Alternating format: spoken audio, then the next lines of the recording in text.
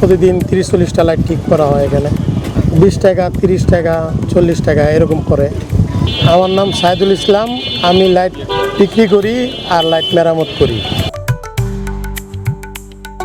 এটা আগে আমি টিভির মেকারের দোকানে কাজ করতাম, তো ওইখান থেকে একটু আইডিয়া। আর এই লাইট পাইকারি বিক্রি করলাম। এর মধ্যে কিছু লাইট নষ্ট হইতো, নতুন লাইট, এইটা ঠিক করার মধ্যে মানে একটু নলেজ খাটাইলাম। এই খাটানোর পরে আর কি এই প্রক্রিয়াটা আইলো। এখন বর্তমানে এই লাইনে আছি 4 বছর। ভালো কাস্টমারই আসে।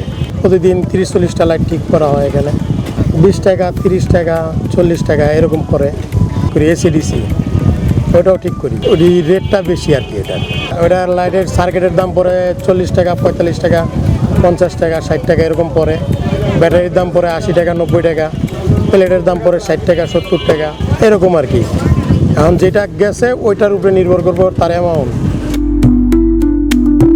এইগুলাই পাইকারি দেই আর এইগুলা নিজে মেরামত করি আর বিক্রি করি। আমি ভ্যানের মধ্যে আল্লাহর রহমতে অনেক খুশি আছি, অনেক সুখে আছি, অনেক ভালো আছি। আল্লাহ দিলে আমার মোটামুটি ভালোই সংসার চলে। আমার কেউর কাছে ঋণ করা লাগে না, কেউর কাছে হাত পাতা লাগে না। আমি শিখানোর লেগে ইচ্ছুক, কিন্তু কেউ আসে না। আমার কাছে একজন লোক যদি শিখে আমার ভাত নষ্ট হইব না, আমারটা আমার থাকবো।